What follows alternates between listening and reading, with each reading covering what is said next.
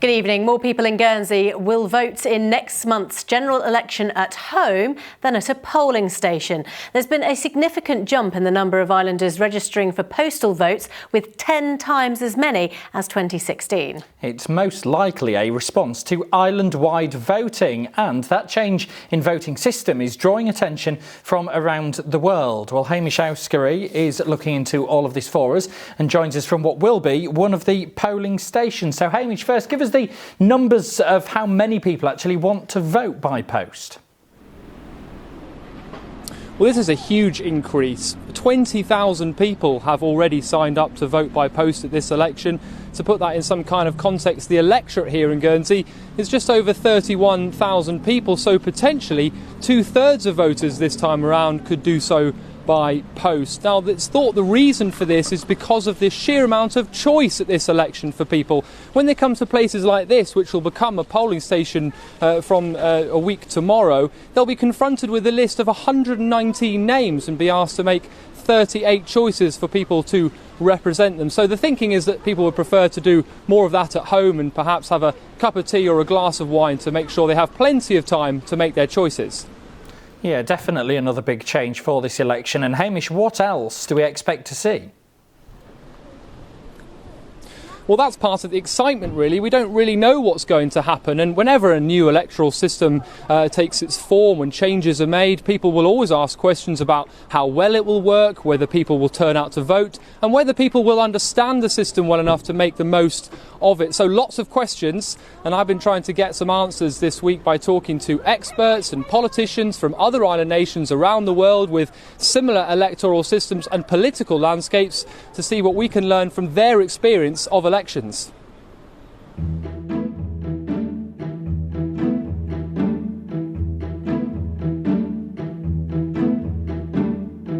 As Guernsey approaches its first ever election under island-wide voting, what can we learn from the experience of fellow islanders around the world? First, we're taking a virtual trip to the incredibly remote island of St Helena in the South Atlantic Ocean. St Helena also uses island-wide voting, and like Guernsey, it does not have established political parties. It will work, one constituency, but it won't necessarily be comfortable for everybody. A lot of people like to have their own councillors, but there are others who feel that they don't want to use their own councillors. They want to be able to tap into any councillor of their choice at different times, depending on what issues they have. I think the real message is to look what the policies are and to look for trustworthy people who will deal with issues on their merits rather than for any other reason. Now we'll take the nearly 4,000-mile journey to the Falklands. This month, the group of islands rejected a proposal to move to one constituency. And with no political parties at all, the 8 independent politicians, including Teslin Barkman, came together to collaborate after their election in 2017.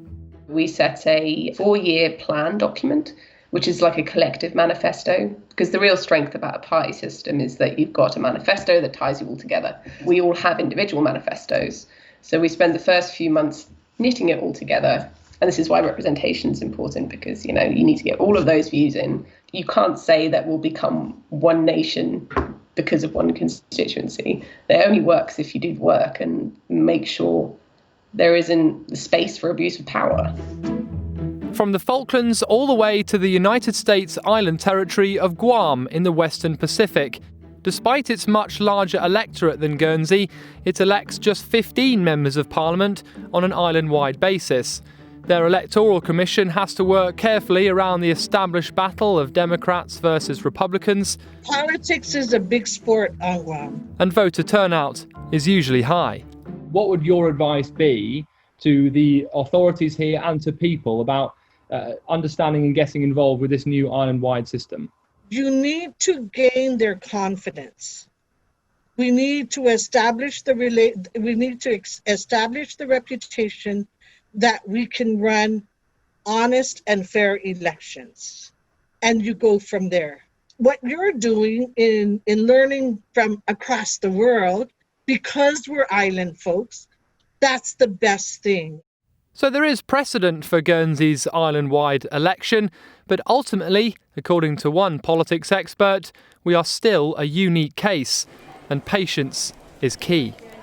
It was certainly odd to have a constituency that's as large as 38 people, because as you say, you're hearing from voters, very few people know of all 38 candidates they want to vote for. The famous political scientist Ren Tagaperi used to say that you needed 3 elections to judge how a system was bedding in. With an electoral system, it takes some time for candidates, parties, MPs to adjust and be able to see what the full potentialities are.